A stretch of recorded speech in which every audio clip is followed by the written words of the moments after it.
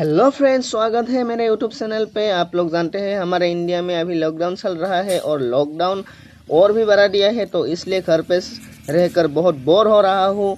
और बोर होने के बाद भी असम के लोगों को बिहू और असमीस नए साल की बधाई देता हूँ। ये है जो हमारे असम का बिहू है, आज गोरुबिhu है। और मैंने आज दिन में क्या क्या किया आप लोगों को थोड़ा सा दिखाता हूँ, तो चलिए वीडियो को शुरू करते हैं। और एक ज़रूरी बात, अगर आप लोग यहाँ वहाँ से भटक के मेरे वीडियो पर पहली बार आए हैं तो लाइक एंड सब्सक्राइब कर दीजिए, मुझे बहुत अच्छा लगेगा। और बैकग्राउंड में है जो पंछियों का आवाज़ है, आप लोग सुनिए, जो बहुत मज़ा आएगा।